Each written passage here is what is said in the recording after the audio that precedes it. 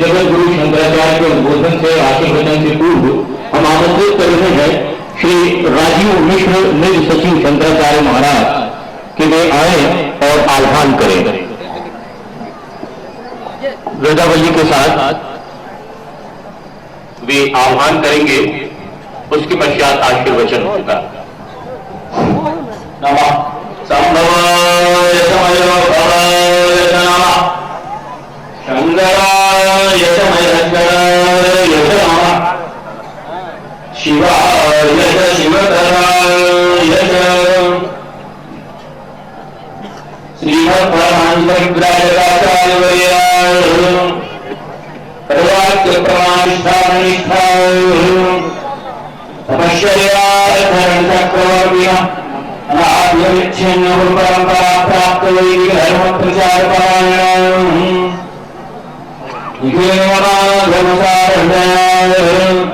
सर्वतंत्र स्वतंत्राय पराकर विद्या विद्याविदान्तःकरणाय शरणस्थापनाचार्याय वराय संस्कृताचार्य शिक्षकाय श्रीमत्सुधर्म साम्राज्य प्रतिष्ठापनाचार्याय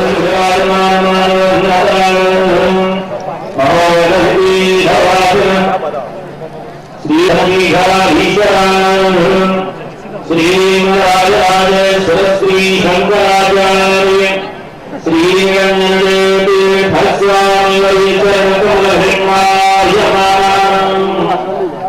अनंत श्री निश्चलानंद सरस्वती स्वामी श्री जगन्नाथ महाप्रभु की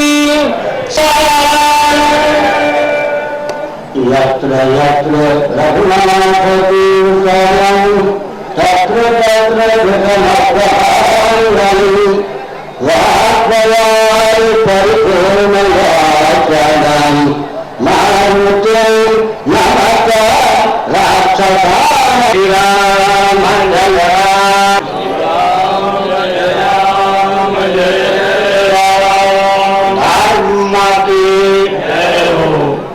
अधर्मता प्राणियों में विश्व का गो माता की गो हत्या भारत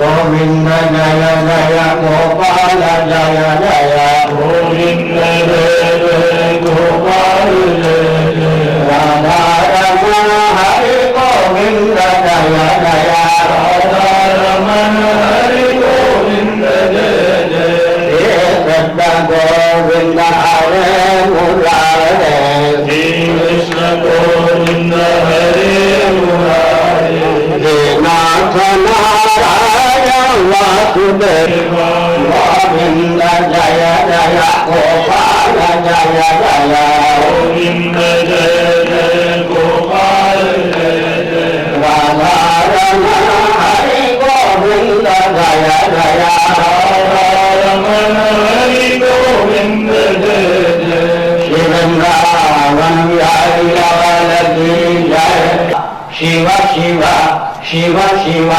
नारायण नारायण नारायण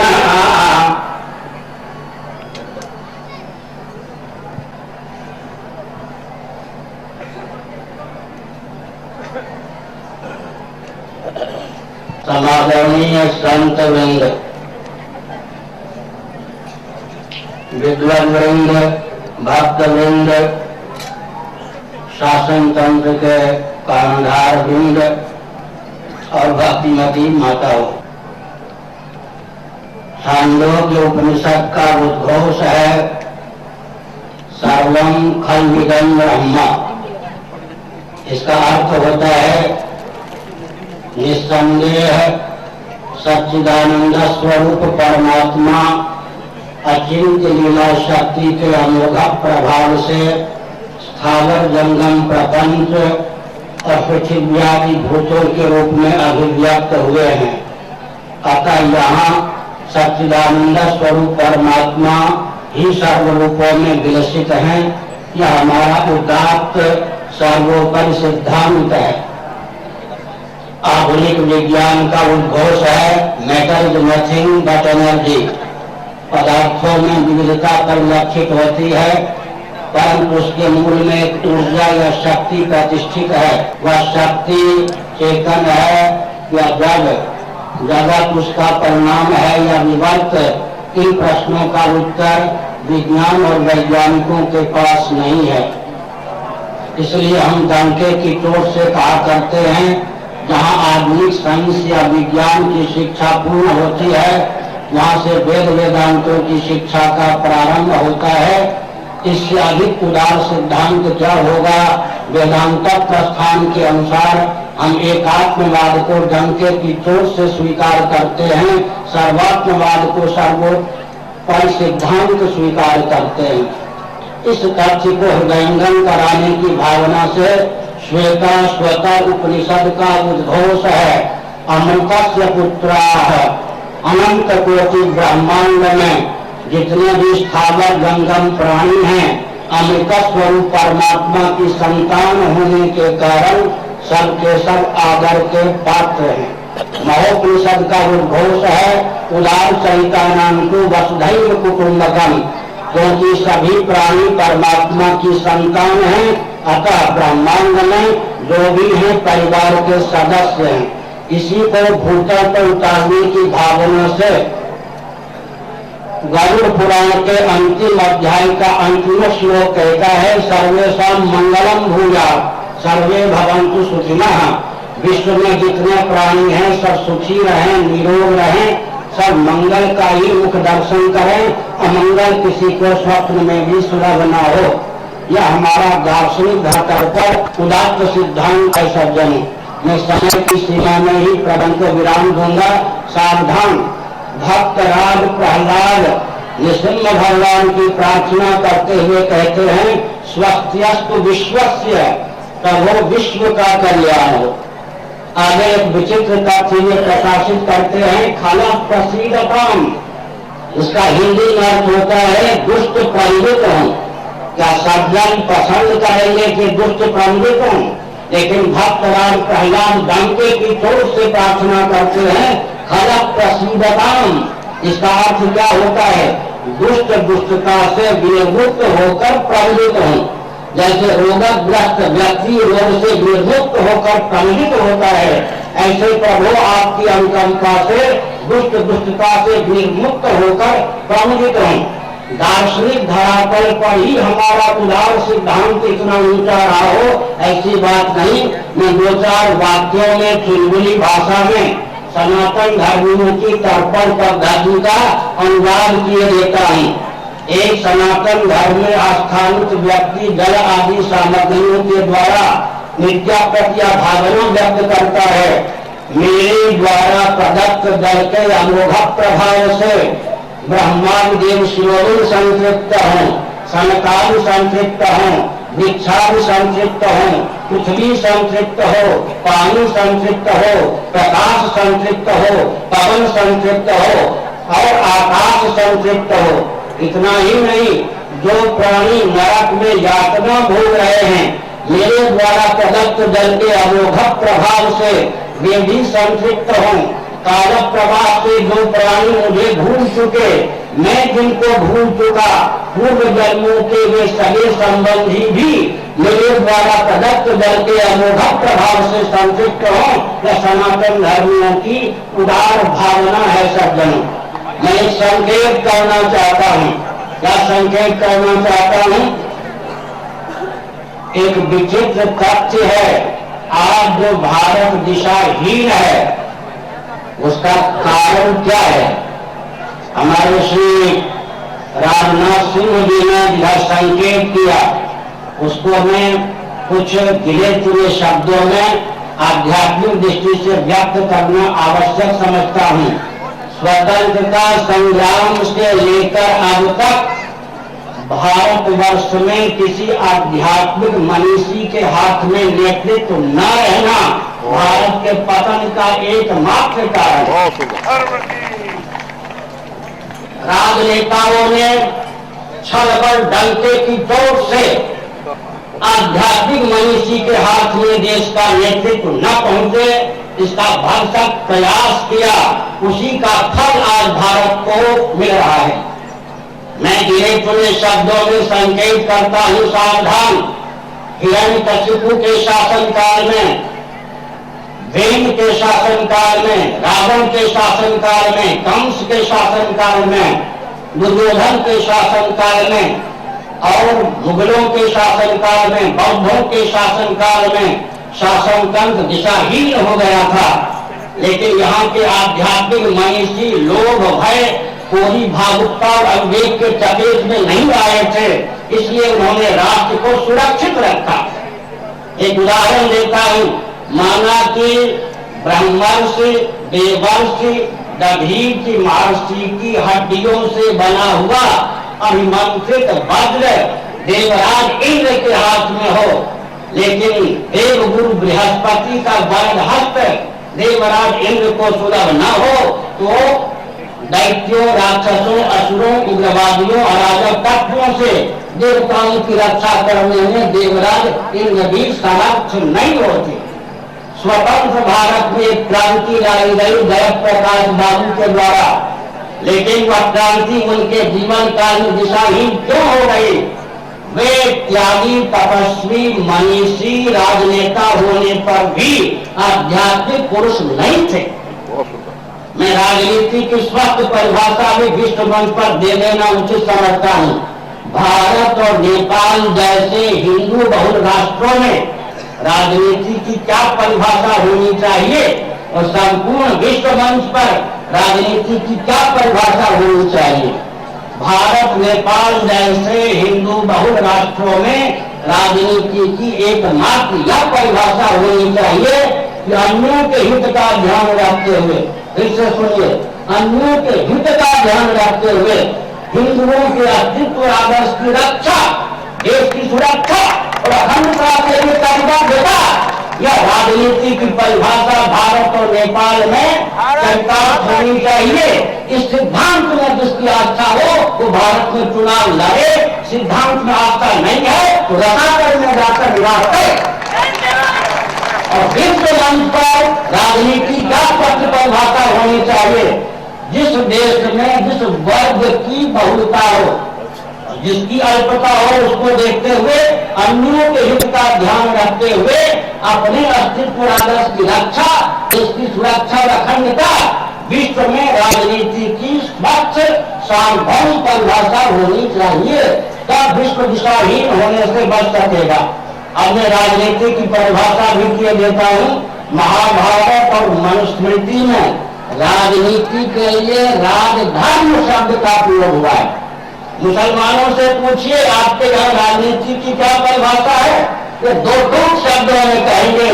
कुरान शरीफ की आस्था, मान्यता या भावना को भूतल पर उतारने की स्पष्ट प्रोसेस, प्रक्रिया, मेथड या विधा का नाम हमारे यहाँ राजनीति है। मुसलमानों के यहाँ राजनीति की परिभाषा क्या है?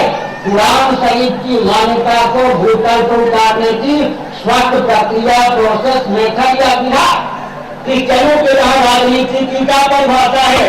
बाइबल की मान्यता को भूतल पर उतारने की विधा, प्रोसेस, प्रक्रिया का नाम उनके यहाँ राजनीति है। हम हिंदुओं के यहाँ, आर्यों के यहाँ, वैदिकों के यहाँ, सनातनियों के यहाँ राजनीति की क्या परिभाषा है? सर्वे काम मंगलम भूयात्, सर्वे भवन्तु सुखिनः, वसुधैव कुटुम्बकम्, यह उदात्त सिद्धांत है। इसको पृथ्वी पर उतारने की शासकीय स्पष्ट विधा का नाम सज्जनों राजनीति है। अराजक तत्वों की बकौती का नाम राजनीति नहीं है। अराजक तत्वों की सत्ता लोलुप अदूरदर्शी अराजक तत्वों की बकौती का नाम राजनीति नहीं है। इसलिए हम एक संकेत करना चाहते हैं। वह संकेत क्या करना चाहते हैं सज्जनों? भले ही स्वतंत्रता संग्राम से लेकर अब तक किसी आध्यात्मिक मनीषी को राजनेताओं ने छल बल डंके की चोट से भारत का नेतृत्व प्राप्त नहीं करने दिया, लेकिन हम अपने पूज्य गुरुदेव धर्म सम्राट स्वामी परपात्री जी महाराज का नाम लेकर कहते हैं, उनके अनुग्रह से पूरे विश्व में जो दिशाहीन व्यापार तंत्र और शासन तंत्र चल रहा है उसको पलट पलटने का हम अभियान चला देंगे। और एक संकेत कर देना चाहते हैं, गीता के दूसरे अध्याय के अनुसार आत्मा क्या है? कोटि कोटि प्रयागियों के द्वारा, विरागियों के द्वारा, अणुबम के द्वारा भी, यहाँ तक कि ज्ञानाग्नियों के द्वारा भी जिसका दाग बाग नाश ना हो उस अक्षय आलू का नाम आत्मा है। आत्म तत्व का जिसको विज्ञान होता है सज्जनों, वो चलता फिरता आत्मबम होता है। एकदम मन की शक्ति को भी माफ करने की क्षमता उसके जीवन में होती है जो आत्म ज्ञान संपन्न होता है। ऐसी स्थिति में एक संकेत करना चाहता हूँ, प्रवचन को विराम की ओर भी ले जाना चाहता हूँ सज्जनों। आज मैंने सोचा था पुलिस जो काम ड्यूटी के नाम पर करती है, समझ रहे ना, वही काम अगर ये थानेदार ये सब जो काम ड्यूटी के नाम पर, कर्तव्य के नाम पर घर के बाहर करते हैं, अगर वही काम घर में करना प्रारंभ कर दें तो घर नरक बिना बनेगा रहे। और आप जितने प्रचारक हैं पत्रकार इत्यादि जो काम घर के बाहर करते हैं अपने घर में वही काम करने लग जाए तो घर नरक बनेगा या स्वर्ग। ये अधिवक्ता एडवोकेट या वकील और न्यायाधीश न्याय के नाम पर कोर्ट कचहरी में जो काम करते हैं अगर वही काम घर में करने लग जाए तो घर नरक बनेगा स्वर्ग। और ये राजनेता जो काम राजनीति के नाम पर समाज में करते हैं अगर अपने घर में करने लग जाए तो घर नरक बनेगा स्वर्ग। मेरे कहने का अभिप्राय है समाज को पुलिस भी चाहिए, तकदार भी चाहिए, अधिवक्ता भी चाहिए, न्यायाधीश भी चाहिए और राजनेता भी चाहिए, लेकिन इनको अकल भी चाहिए कि पूरा राष्ट्र ही नहीं विश्व भी बनवा है। जब तक राजनेताओं को, पत्रकारों को, पदाधिकारियों को, पुलिस को यह अकल नहीं प्राप्त होगी तब तक विश्व दिशाहीन होने से नहीं बचेगा। एक मैं संकेत करना चाहता हूं, मुझे बहुत वेदना है, वेदना को लेकर सोता हूं, वेदना को लेकर जानता हूं। शिवसेना चरमरा रही है। मैं किसी राजनीतिक दल का मुखर या पृष्ठपोषक स्वप्न भी नहीं हूं, लेकिन पूरे विश्व का, हिंदुओं के हिंदुत्व का रक्षण और उस भावना से विषय सिद्ध भावित हूं। शिवसेना चरमरा रही है, भाजपा डगमगा रही है, मुझसे कुछ छिपी नहीं है। हाँ, और विश्व हिंदू परिषद भी उड़क रही है। आरएसएस की स्थिति यह है जैसे भयंकर भूचाल में मानो हिमालय भी कांप जाए। इसका अर्थ क्या हुआ? और उधर जो हिंदू महासभा वो भी बिल्कुल निरस्त जैसी स्थिति में है। इसका अर्थ यह हुआ जिनको मनुवादी नहीं माना जाता अर्थात सनातनी वर्ण व्यवस्था के पक्षधर शंकराचार्य उनका अनुयायी नहीं माना जाता। रोटी बेटी एक करो हिंदुओं को बताओ जाए तो है, वे भी हिंदू किसी संस्था को 50 वर्ष तक चलाने में समर्थ नहीं है। ऐसी परिस्थिति में राजनाथ सिंह जी आपको पवित्र में दायित्व सौंपता हूं। आप लोगों का स्वभाव यह है एकांत में हम लोगों से मिलते नहीं, सभा में ही मार्गदर्शन की चर्चा करते हैं। अगर एकांत में हम लोगों से मिले और राष्ट्र की एकता अखंडता के लिए, संपन्नता के लिए अभियान चलावे तो सारा विश्व आज भारत को गलत गुरु मानने के लिए बाध्य है। क्या कारण है जी? भारत की पार्लियामेंट पर बहुत शासन करते हैं, मुस्लिम तक शासन करता है, कम्युनिस्ट शासन करता है और शंकराचार्य जैसे मनीषी, संतों जैसे मनीषी के देश में है, उस देश में दुर्दशा जहां प्रज्ञा होती है, जहां महापुरुषों के वचन मान नहीं जाते हैं, वहां ऐसी दुर्दशा होती है। कहां वेद वेदांतों के पारिलक शंकराचार्य और कहां पूर्व जन्म पुनर्जन्म अनास्था संपन्न पूरे एशिया महाद्वीप को क्रिश्चियन महाद्वीप और भारत को क्रिश्चियन महाराष्ट्र बनाने का ठेका लेने वाला पोप आज पोप का शासन छत्तीसगढ़ के जंगलों में है, घर घर में है। और शंकराचार्य का शासन क्यों नहीं है? इसका कारण क्या है? राजनीति की अलग लहर चलती है। और कोई संत अगर हो, मुझे बहुत प्रसन्नता होगी जिन पर भाजपा की मुहर न लगी हो, कांग्रेस की मुहर न लगी हो, सपा की मुहर न लगी हो, वो राष्ट्र को बचा सकते हैं। मैं वेदना पूर्वक कहता हूं, आडवाणी जी ने मेरी बात नहीं सुनी, वाजपेयी जी ने मेरी बात नहीं सुनी और मुझको नष्ट करने का अभियान करते करते रसातल में नरसिंह राव पहुंच गए। लेकिन मैं डंके की चोट से कहना चाहता हूं, 700 वर्षों तक मुगलों ने भारत पर शासन किया। क्या किसी एक माई के लाल ने जो शंकराचार्य ना हो अपने को शंकराचार्य कहने का साहस किया? तक क्रिश्चियनों ने भारत पर शासन किया, लेकिन क्या एक माई के लाल ने स्वयं को शंकराचार्य कहा जो ना हो? क्या मुगल और क्रिश्चियन भारत के हिंदुओं के हिमायती थे? नहीं, वे दूरदर्शी थे। उनके हृदय में यह विज्ञान था, अगर शंकराचार्य नकली बनाकर हम घुमावेंगे तो हमारे पोप, पैगंबर, पादरी भी नकली होंगे, तब हम नष्ट हो जाएंगे। लेकिन हिंदू राजनेताओं को यह अकल नहीं है। दर्जन के दर्जन नकली शंकराचार्य, हुर्रियत के एजेंट, पोप के एजेंट, कम्युनिस्टों के एजेंट भारत में राजनेताओं के द्वारा घुमाए जा रहे हैं। जिनको जेल के शिकंजे में बंद होना चाहिए, वो शंकराचार्य बन के कूद रहे हैं। आप क्या धर्मराज्य की स्थापना करेंगे? आज देशभक्त को देशद्रोह का जो दंड मिलना चाहिए वो मिलता है। कौन पार्टी मुझको दंड नहीं देना चाहती है? मैं पूछना चाहता हूं, मैं क्या राष्ट्रद्रोही हूं?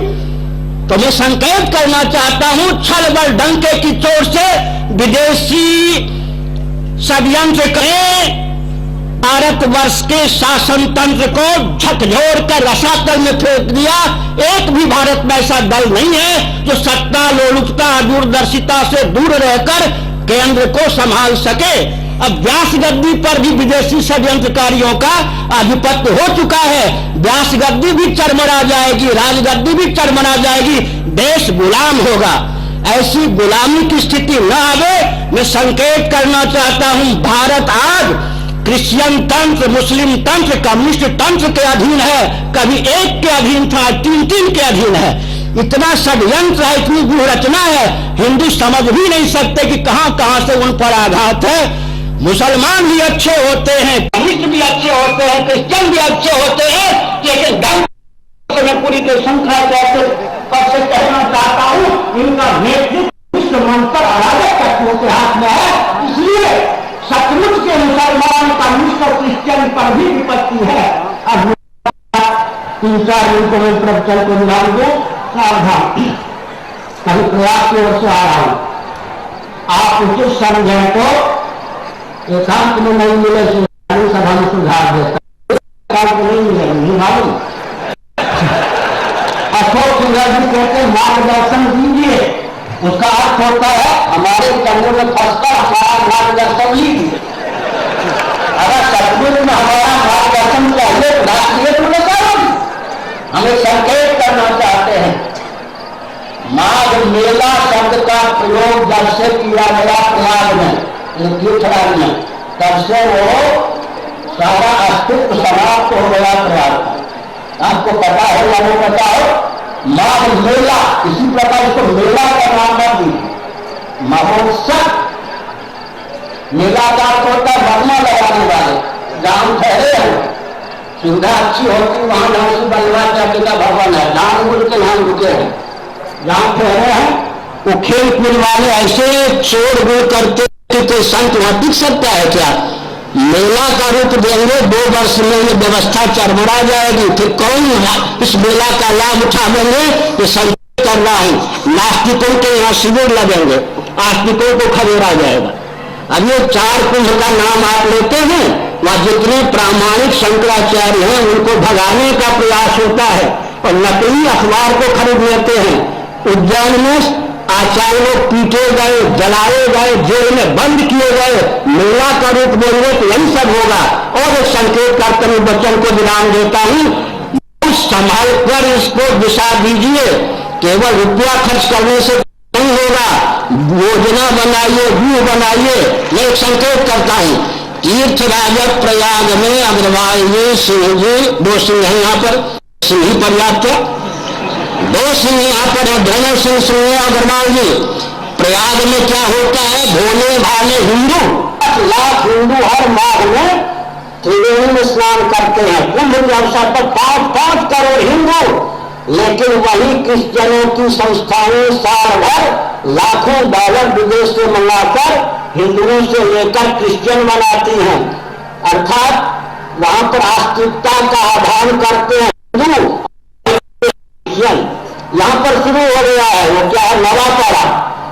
क्रिश्चियनों ने जो उत्पाद शुरू किया है वो आप लोगों को विदित है या नहीं? आप मेला बनाते रहिए, कुंभ मनाते रहिए, लाखों रुपए खर्च करिए, संत महात्मा आएंगे, स्नान करेंगे, लेकिन लाभ उठना है क्रिश्चियनों की संस्थाओं को। वो 12 महीने व्यू रचना पूर्वक काम करेंगे।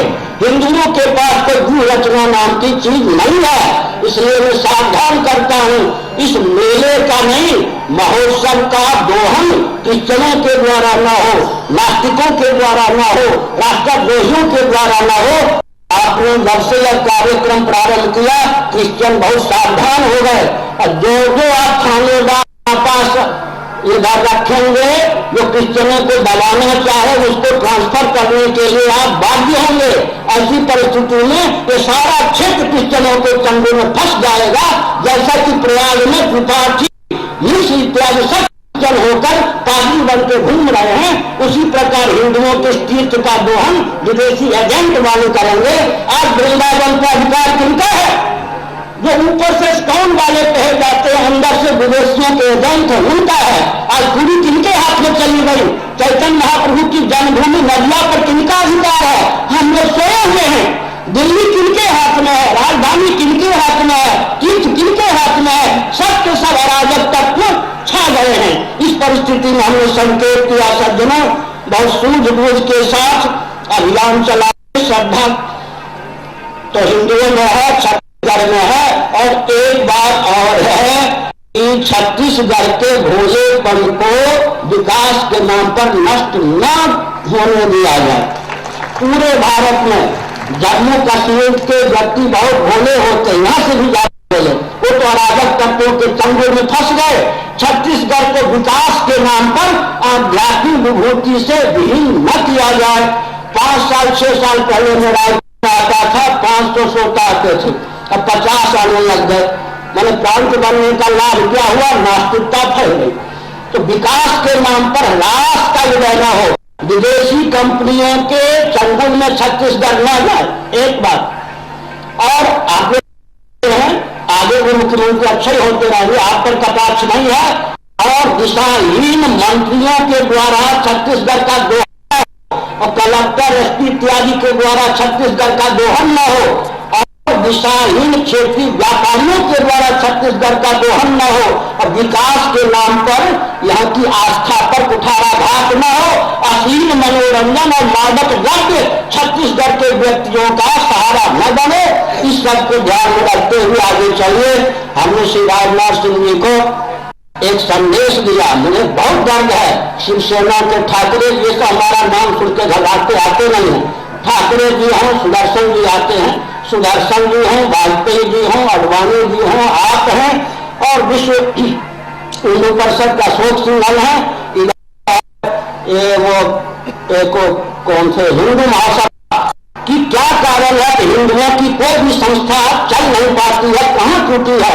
त्रुटि का अवलोकन करके उसको दूर कीजिए। सबको अभयदान देते हुए हमें घोषणा करते हैं, मुसलमान, क्रिश्चियन, पादरी, जो कोई हो, पारसी, सब अभयदान हम लोगों के द्वारा है। लेकिन ध्यान रखो, मानवाधिकार की सीमा में हिंदुओं को भी अपने अस्तित्व आदर्श की रक्षा का शाश्वत अधिकार प्राप्त है। जो हमारे अस्तित्व आदर्श के साथ खिलवाड़ करेगा वो भारत में टिक नहीं सकेगा, और विश्व मंच पर भी उसको टिक पाना कठिन होगा। भारत का अर्थ होता है सबको प्रश्रय देना, सबको सुखी बनाने वाला। तो संकेत किया, और हमको तो लोग बुलाते हैं जैसे पटरी मजबूत हो तो रेलगाड़ी चले। हमारा प्रवचन बुरा लगे तो अगले साल से मत बुलाइएगा, सीधी बात है। और मैं एक अपनी भावना बहुत धीरे से कहता हूँ, अगर वो पसंद हो तो अगले साल से मैं आऊंगा, छत्तीसगढ़ तो आऊंगा, यहाँ नहीं आऊंगा। चाहे मीडिया वाले हों, नेता तो सब ठीक ही हैं, चाहे संत हो, बुरा मत मानना कोई। अगर इस मंच पर चप्पल जूते की गति हुई तो मैं नमस्कार कर लूंगा। मेला को मेरे बस की बात नहीं है। कि चप्पल जूते पहनकर लोग घूमे, वहां में आध्यात्मिक प्रवचन करूं, ये मेरे बस की बात नहीं है। मेरी विद्या सरस्वती हो करेगी। मैंने हिमालय के सिद्धों के चरणों में रहकर विद्या अर्जित की है, पिताओं के द्वारा हुई, तो मैं इस मेला को अभी हाथ जोड़ता हूं। हर हर महादेव। हम अपने मुख्य अतिथि और अन्य अतिथियों को स्मृति चिन्ह भेंट करेंगे। माननीय संस्कृति मंत्री श्री ब्रिजमोहन अग्रवाल अब माननीय मुख्यमंत्री डॉक्टर रमन सिंह को, जो आज के कार्यक्रम के अध्यक्ष हैं, उन्हें इस अवसर पर स्मृति चिन्ह भेंट करेंगे। और अब विधायक श्री चंदूलाल जी साहू आमंत्रित हैं। वे माननीय संस्कृति पर्यटन मंत्री श्री ब्रिजमोहन अग्रवाल जी को स्मृति चिन्ह भेंट करेंगे। श्री चंदूलाल जी साहू विधायक, नगर पंचायत अध्यक्ष श्रीमती रेखा सोनकर सागर आमंत्रित हैं। वे रायपुर जिले के प्रभारी मंत्री श्री अजय चंद्राकर को स्मृति चिन्ह भेंट करेंगे। और अब धन्यवाद ज्ञापन के लिए हम रायपुर जिले के प्रभारी मंत्री श्री अजय चंद्राकर को माइक पर सादर आमंत्रित करते हैं। श्री अजय चंद्राकर।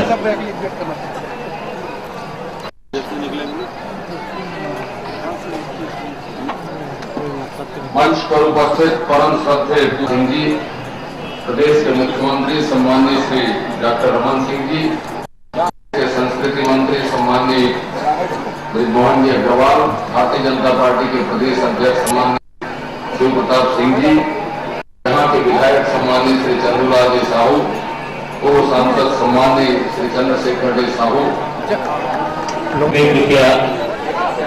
दर्शक दीर्घों में स्थान ग्रहण करेंगे। कार्यक्रमों के अंतर्गत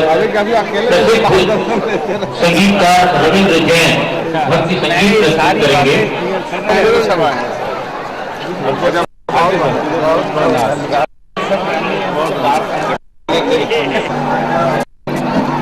प्रसिद्ध गायक रविंद्र जैन।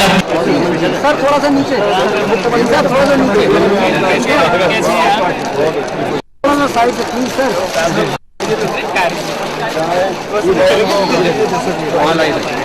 नंबर